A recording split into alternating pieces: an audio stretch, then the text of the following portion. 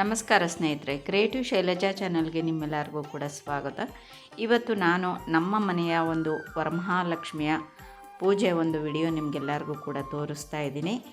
ಕಳಸ ಸ್ಥಾಪನೆಯಿಂದ ಹಿಡಿದು ಕಳಸ ವಿಸರ್ಜನೆವರೆಗೂ ಕೂಡ ಸಂಪೂರ್ಣವಾಗಿ ಇವತ್ತು ನಾನು ನಿಮಗೆ ವಿಡಿಯೋನ ತೋರಿಸ್ತಾ ಇದ್ದೀನಿ.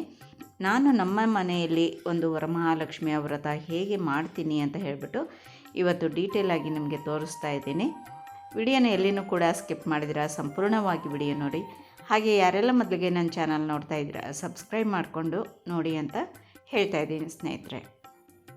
ಈ ವರ್ಷದ ಒಂದು ವರಮಹಾಲಕ್ಷ್ಮಿಯ ಕಳಸ ಸ್ಥಾಪನೆಯ ಮುಹೂರ್ತ ಬಂದು ಬೆಳಿಗ್ಗೆ 5ರಿಂದ 6:15 ಒಳಗಡೆಗೆ ಟೈಮಿಂಗ್ಸ್ ಇತ್ತು. ಹಾಗಾಗಿ ಬೆಳಗ್ಗೆ 3 ಗಂಟೆಗೇ ಎದ್ದು ನನ್ನ ಎಲ್ಲ ಒಂದು ಕೆಲಸಗಳನ್ನು ಮುಗಿಸ್ಕೊಂಡು ಸ್ನಾನಗಳೆಲ್ಲನೂ ಕೂಡ ಮಾಡಿ ಬಾಗಿಲು ತೊಳೆದು ಬಾಗಿಲಿಗೆ ಅರಿಶಿನ ಕುಂಕುಮವನ್ನೆಲ್ಲ ಹಚ್ಚಿ ಆಮೇಲೆ ರಂಗೋಲಿ ಎಲ್ಲ ಕೂಡ ಹಾಕಿದೆ. ಬಾಗಿಲಿಗೆ ರಂಗೋಲಿ ಆಗಿದ ನಂತರ ತುಳಸಿ ಕಟ್ಟೆಗೂ ಕೂಡ ನೀರನ್ನು ಹಾಕಿ ತುಳಸಿ ಕಟ್ಟೆಗೂ ನಾನು ರಂಗೋಲಿ ಎಲ್ಲ ಹಾಕಿಬಿಟ್ಟು ಅಲಂಕಾರವನ್ನು ಮಾಡಿದೆ. ಇವತ್ತು ವಿಶೇಷವಾಗಿ ನಾನು ನಿಮಗೆ ಕಳಸ ಸ್ಥಾಪನೆ ಹೇಗೆ ಮಾಡ್ತೀವಿ ನಾವು, ಹಾಗೆ ಕೊನೆಯಲ್ಲಿ ಕಳಸ ವಿಸರ್ಜನೆ ಹೇಗೆ ಮಾಡ್ತೀವಿ, ಅಮ್ಮನವ್ರನ್ನ ಹೇಗೆ ಕದಲಿಸ್ತೀವಿ ಅನ್ನೋದನ್ನು ನಾನು ಇವತ್ತು ನಿಮಗೆ ಡೀಟೇಲಾಗಿ ತೋರಿಸ್ತಾ ಇದ್ದೀನಿ. ಹೇಗಂದರೆ ಹಾಗೆ ಕಳಸನ ನಾವು ಕದಲಿಸ್ಬಾರ್ದು, ಅದು ಕೂಡ ನಾವು ಒಂದು ಗೌರವದಿಂದ ಪದ್ಧತಿ ಪ್ರಕಾರ ತಿಳ್ಕೊಂಡು ಕಳಸವನ್ನು ಕದಲಿಸ್ಬೇಕಾಗುತ್ತೆ. ಹಾಗಾಗಿ ನಾನು ಇವತ್ತು ನಿಮಗೆ ಕೊನೆಯಲ್ಲಿ ಆ ಒಂದು ರೀತಿ ಹಾಗೂ ವಿಧಾನವನ್ನು ತಿಳಿಸ್ತೀನಿ. ಹಾಗಾಗಿ ವಿಡಿಯೋನ ಎಲ್ಲಿನೂ ಕೂಡ ಸ್ಕಿಪ್ ಮಾಡಬೇಡಿ. ನನಗೆ ಸುಮಾರು ಜನ ಮೊದಲೆಲ್ಲನೂ ಕೂಡ ನಮ್ಮ ಮನೆಯಲ್ಲಿ ಹೇಗೆ ನಾನು ವರಮಹಾಲಕ್ಷ್ಮಿಯ ಒಂದು ವ್ರತವನ್ನು ಮಾಡ್ತೀನಿ ಅಂತ ಹೇಳಿಬಿಟ್ಟು ನಾನು ವಿಡಿಯೋಗಳನ್ನು ಹಾಕಿದ್ದೆ. ಆ ವಿಡಿಯೋಗಳನ್ನು ಹಾಕಿದಾಗ ಸುಮಾರು ಜನ ನನಗೆ ಕಮೆಂಟ್ಸ್ ಹಾಕಿದರು, ನೀವು ಬೆಳಗ್ಗೆ 5 ಗಂಟೆಗೇ ಹೇಗೆ ನೀವು ಕಳಸ ಸ್ಥಾಪನೆಯನ್ನು ಮಾಡ್ತೀರಾ, ಅಷ್ಟೊಂದು ಅಲಂಕಾರ ಎಲ್ಲ ಕೂಡ ಮಾಡ್ತೀರಾ, ಆದರೂ ಕೂಡ ಬೆಳಗ್ಗೆ 5 ಗಂಟೆಗೇ ನಿಮಗೆಲ್ಲ ಆಗುತ್ತಾ ಅಂತ ಕೇಳ್ತಾಯಿದ್ರು. ಅದಕ್ಕೆ ಉತ್ತರ ಇಲ್ಲಿದೆ ನೋಡಿ ಸ್ನೇಹಿತರೆ. ನಾನು ಹಿಂದಿನ ದಿನ ರಾತ್ರಿಯೇ ಈ ಎಲ್ಲ ಒಂದು ಸಿದ್ಧತೆಗಳನ್ನು ಮಾಡ್ಕೊಳ್ತೀನಿ. ಯಾಕೆ ಅಂತಂದರೆ ಬೆಳಗ್ಗೆಗೆ 5 ಗಂಟೆಗೆ ನಾನು ಕಳಸ ಸ್ಥಾಪನೆಯನ್ನು ಮಾಡಿಬಿಟ್ಟು ಒಳಗಡೆ ಅಮ್ಮನವ್ರನ್ನ ಗೃಹ ಪ್ರವೇಶ ಮಾಡ್ಕೊಳ್ಳೋದಕ್ಕೋಸ್ಕರ ಅಂತ ಹೇಳಿ ಇಲ್ಲೆಲ್ಲನೂ ಕೂಡ ನಾನು ಜೋಡಿಸ್ಕೊಂಡಿರ್ತೀನಿ. ಹಾಗಾಗಿ ಪೂಜೆಗೆ ನನಗೆ ಬೇಗ ಕೈಗೆ ಎಲ್ಲ ವಸ್ತುಗಳು ಕೂಡ ಸಿಗುತ್ತೆ. ಕಳಸ ಸ್ಥಾಪನೆ ಮಾಡೋದಕ್ಕೋಸ್ಕರ ಅಂತಲೇ ಹೊರಗಡೆಗೆ ಏನೇನು ಬೇಕಾಗುತ್ತೆ ಅದನ್ನೆಲ್ಲ ಒಂದು ತಟ್ಟೆಗೆ ಜೋಡಿಸಿಟ್ಟಿರ್ತೀನಿ. ಹಾಗೆ ದೀಪ ಹಚ್ಚೋದಕ್ಕೋಸ್ಕರ ಅಂತಲೂ ಕೂಡ ಎಲ್ಲ ದೀಪಗಳನ್ನು ತೊಳ್ಕೊಂಡು ಬತ್ತಿ ಹಾಗೂ ಎಣ್ಣೆ ಎಲ್ಲ ಕೂಡ ಒಂದು ಕಡೆ ರೆಡಿ ಮಾಡಿ ಇಟ್ಕೊಂಡಿರ್ತೀನಿ. ಇಲ್ಲಿ ನಾವು ಬ್ರಾಹ್ಮಿ ಮುಹೂರ್ತದಲ್ಲಿ ಕಳಸ ಇಡೋದ್ರಿಂದ ಮೊದಲಿಗೆ ದೇವರ ಮನೆಯಲ್ಲಿ ದೀಪವನ್ನು ಹಚ್ಚಿಟ್ಟು ನಂತರ ಹೊರಗಡೆಯಿಂದ ನಾವು ಕಳಸವನ್ನು ಇಲ್ಲಿ ರೆಡಿ ಮಾಡಿಕೊಂಡು ಆಮೇಲೆ ವರಮಹಾಲಕ್ಷ್ಮಿಯನ್ನು ಗೃಹ ಪ್ರವೇಶ ಮಾಡ್ಕೊಳ್ತೀವಿ. ಕಳಸ ಇಲ್ಲಿ ಹೇಗೆ ನಾವು ರೆಡಿ ಮಾಡ್ಕೊಳ್ತೀವಿ ಅಂದರೆ ಶುದ್ಧ ಜಲವನ್ನು ಹಾಕಿ ಅದರಲ್ಲಿ ಕಳಸದಲ್ಲಿ ಏನೇನು ಒಂದು ಲಕ್ಷ್ಮಿಯ ಪದಾರ್ಥಗಳನ್ನೆಲ್ಲ ಹಾಕಬೇಕು ಅದನ್ನೆಲ್ಲ ಅಲ್ಲೇ ಕಳಸದ ಒಳಗಡೆಗೆ ಹಾಕಿ ತೆಂಗಿನಕಾಯಿ ಇಟ್ಟು ಹಾಗೆ ಮುಖವಾಡವನ್ನು ಕೂಡ ಇಟ್ಬಿಟ್ಟು ಎಲ್ಲ ಅಲ್ಲಿ ತಾಯಿಗೆ ಪೂಜೆಯನ್ನು ಮಾಡ್ತೀವಿ. ಹಾಗೆ ತುಳಸಿ ಕಟ್ಟೆಗೂ ಕೂಡ ಪೂಜೆ ಮಾಡಿ ದೀಪ ಹಚ್ಚಿ ಬಾಗಿಲ ಹತ್ರ ಅಲ್ಲಿ ನೈವೇದ್ಯ ಎಲ್ಲ ತುಳಸಿ ಮಾತೆಗೂ ಕೂಡ ಮಾಡಿಬಿಟ್ಟು ನಂತರ ಮಂಗಳಾರತಿ ಧೂಪ ದೀಪಗಳೆಲ್ಲನೂ ಕೂಡ ಅಲ್ಲಿ ಬೆಳಗ್ತೀವಿ. ಇದೆಲ್ಲ ಇಷ್ಟೆಲ್ಲ ಬೆಳಗಿದಾಗಿದ ನಂತರ ನಾವು ವರಮಹಾಲಕ್ಷ್ಮಿಯ ಒಂದು ಕಳಸವನ್ನು ಗೃಹ ಪ್ರವೇಶ ಮಾಡುವ ರೀತಿಯಲ್ಲಿ ವರಮಹಾಲಕ್ಷ್ಮಿಯನ್ನು ಮನೆ ತುಂಬಿಸ್ಕೊಳ್ತೀವಿ. ಪ್ರತಿ ವರ್ಷವೂ ಕೂಡ ಇದೇ ರೀತಿ ಇದೇ ಪದ್ಧತಿಯಲ್ಲಿ ನಾವು ವರಮಹಾಲಕ್ಷ್ಮಿಯನ್ನು ಒಳಗೆ ಕರ್ಕೊಳ್ತೀವಿ. ಒಂದು ಸೇರು ಅಥವಾ ಲೋಟದಲ್ಲಿ ಅಕ್ಕಿಯನ್ನು ತುಂಬಿಸಿಟ್ಟು ಅದ್ರ ಮೇಲೆ ಸ್ವಲ್ಪ ಬೆಲ್ಲ ಅಂದರೆ ಅಚ್ಚು ಬೆಲ್ಲ ಇರಬೇಕು. ನನಗೆ ಅಚ್ಚು ಬೆಲ್ಲ ಸಿಗಲಿಲ್ಲ, ಹಾಗಾಗಿ ಇಲ್ಲಿ ಒಂದು ಬೆಲ್ಲದ ಒಂದು ಚೂರನ್ನು ಇಟ್ಟಿದ್ದೀನಿ.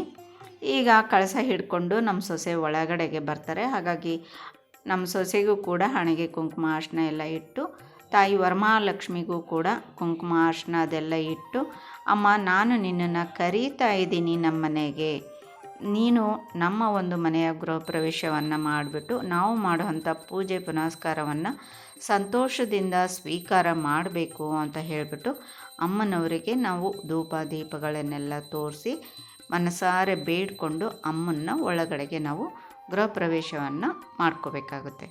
ಮಂಗಳಾರತಿ ಎಲ್ಲನೂ ಕೂಡ ಮಾಡಿ ಒಂದು ಆಧಾರದಿಂದ ನಾವು ಅಮ್ಮನ್ನ ಒಳಗಡೆಗೆ ಕರ್ಕೋಬೇಕು. ನಾವು ಎಷ್ಟು ಭಕ್ತಿಪೂರ್ವಕವಾಗಿ ಆದರದಿಂದ ಅಮ್ಮನ್ನ ಒಳಗಡೆಗೆ ಕರಿತೀವೋ ಅಷ್ಟು ಶುಭ ಫಲ ನಮಗೆ ಸಿಗುತ್ತೆ.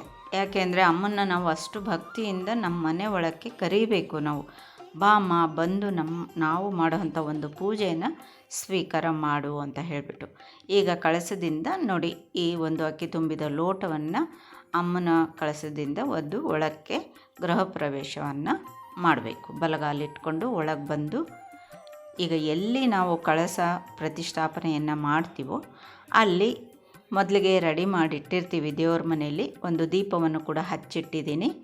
ಹಾಗೆ ಕಳಸ ಇಡೋದಕ್ಕೂ ಕೂಡ ಅಲ್ಲಿ ಅಕ್ಕಿ ಹಾಕಿ ಒಂದು ಪ್ಲೇಟನ್ನು ರೆಡಿ ಮಾಡಿಟ್ಟಿದ್ದೀನಿ. ಅಲ್ಲಿ ಇವಾಗ ಕಳಸನ ಪ್ರತಿಷ್ಠಾಪನೆ ಬೆಳಗ್ಗೆ ಬ್ರಾಹ್ಮಿ ಮುಹೂರ್ತದಲ್ಲಿ ಸ್ಥಾಪನೆ ಮಾಡಿದ್ವಿ ನೋಡಿ.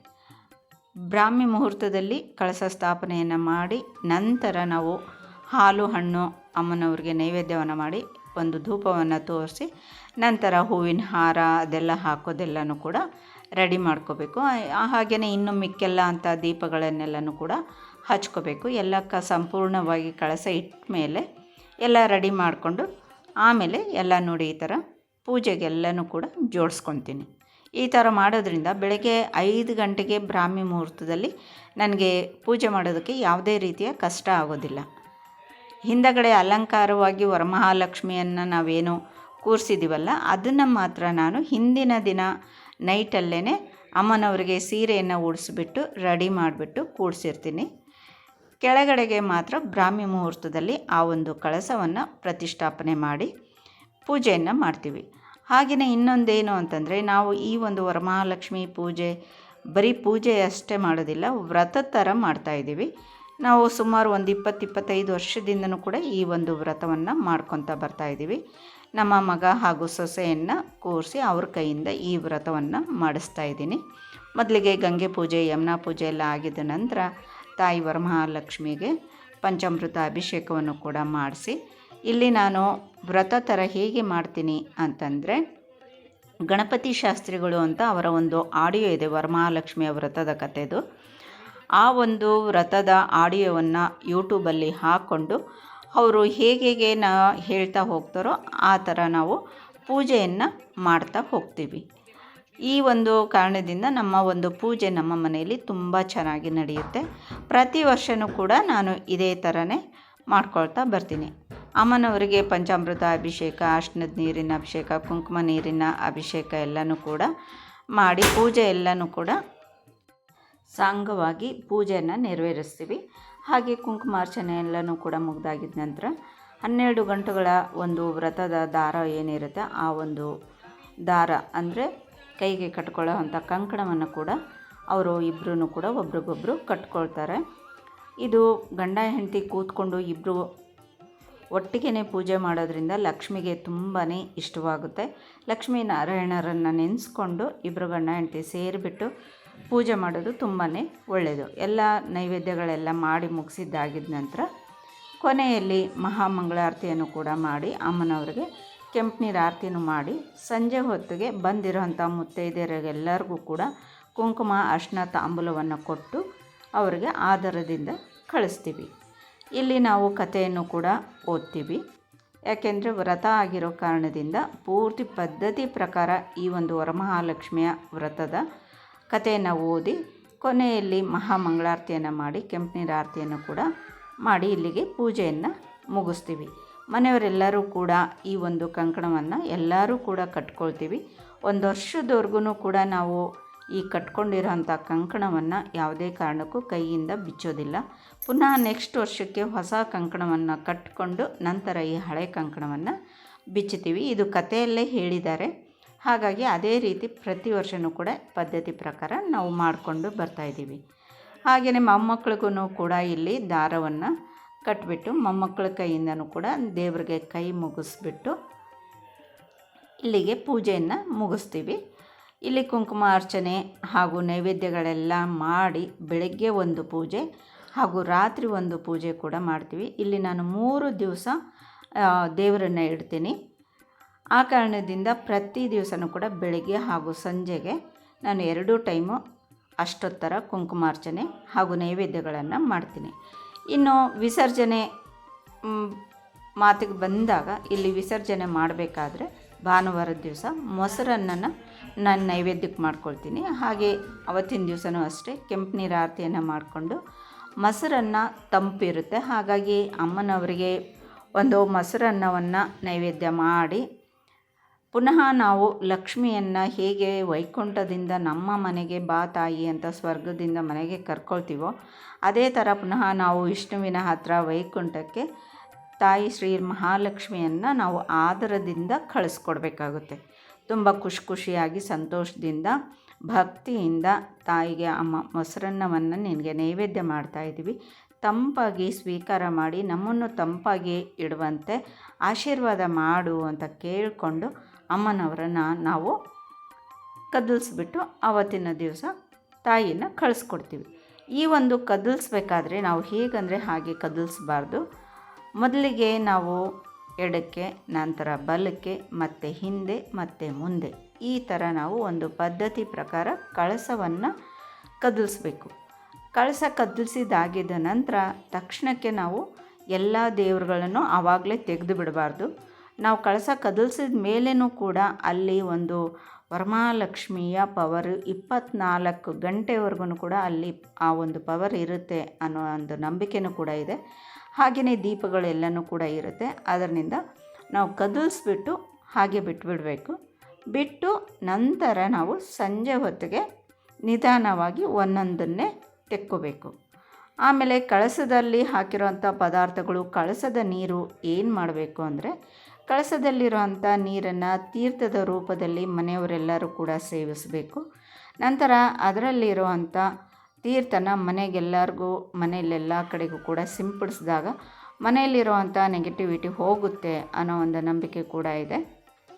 ಹಾಗೆಯೇ ಅದರಲ್ಲಿರುವಂಥ ಪದಾರ್ಥಗಳು ನಿಮಗೆ ತಿನ್ನೋದಕ್ಕಾದರೆ ನೀವು ತಿನ್ನಬಹುದು, ಇಲ್ಲ ಅಂತಂದರೆ ಗಿಡಗಳಿಗೆ ಆ ಒಂದು ಪದಾರ್ಥಗಳನ್ನು ಹಾಕ್ಬೋದು. ಇನ್ನು ಕೌಡೆ, ಗೋಮೇಧಕ ಮತ್ತು ಕಮಲದ ಬೀಜ ಇದೆಲ್ಲನೂ ಏನಿರುತ್ತೆ ಅದನ್ನು ನೀಟಾಗಿ ನಾವು ಪುನಃ ಅದನ್ನು ಕ್ಲೀನ್ ಮಾಡಿಬಿಟ್ಟು ಒರೆಸಿ ಒಣಗಿಸ್ಬಿಟ್ಟು ಮತ್ತೆ ಅದನ್ನು ನಾವು ಕ್ಯಾಶ್ ಬಾಕ್ಸ್ನಲ್ಲಿ ಎತ್ತಿ ಇಟ್ಕೊಂಡು ಬಿಡಬೇಕು. ಅದನ್ನೆಲ್ಲನೂ ಕೂಡ ಒಂದು ಗಂಟು ಕಟ್ಟಬೇಕು. ಗಂಟು ಕಟ್ಟಿ ನಾವು ಅದನ್ನು ಕ್ಯಾಶ್ ಬಾಕ್ಸಲ್ಲಿ ಇಟ್ಕೋಬೇಕಾಗುತ್ತೆ. ಇಷ್ಟು ಒಂದು ಕಳಸ ಪ್ರತಿಷ್ಠಾಪನೆಯಿಂದ ಕಳಸ ವಿಸರ್ಜನೆವರೆಗೂ ಕೂಡ ನಮ್ಮ ಮನೆಯಲ್ಲಿ ಹೇಗೆ ನಾವು ಒಂದು ವರಮಹಾಲಕ್ಷ್ಮಿಯ ಪೂಜೆ ಮಾಡ್ತೀವಿ, ವ್ರತವನ್ನು ಮಾಡ್ತೀವಿ ಅಂತ ಇವತ್ತು ನಾನು ನಿಮಗೆ ತೋರಿಸ್ಕೊಟ್ಟೆ ಸ್ನೇಹಿತರೆ. ಈ ಒಂದು ವಿಡಿಯೋ ನಿಮಗೆ ಇಷ್ಟ ಆಗಿದೆ ಅಂದ್ಕೊಂಡಿದ್ದೀನಿ. ಇಷ್ಟ ಆದರೆ ಲೈಕ್ ಮಾಡಿ, ಶೇರ್ ಮಾಡಿ, ಹಾಗೆ ನನ್ನ ಚಾನಲ್ನ ಸಬ್ಸ್ಕ್ರೈಬ್ ಮಾಡ್ಕೊಳ್ಳಿ ಅಂತ ಹೇಳ್ತಾ ಇಷ್ಟೊತ್ತರೆಗೂ ವಿಡಿಯೋ ನೋಡಿದ್ದಕ್ಕೆ ಧನ್ಯವಾದಗಳು. ನಮಸ್ಕಾರ ಸ್ನೇಹಿತರೆ. ಆ ತಾಯಿ ವರಮಹಾಲಕ್ಷ್ಮಿಯ ಕೃಪೆ ಎಲ್ಲರ ಮೇಲೂ ಇರಲಿ ಅಂತ ಹೇಳಿಬಿಟ್ಟು ಇಲ್ಲಿಗೆ ವಿಡಿಯೋನ ಮುಗಿಸ್ತಾ ಇದ್ದೀನಿ.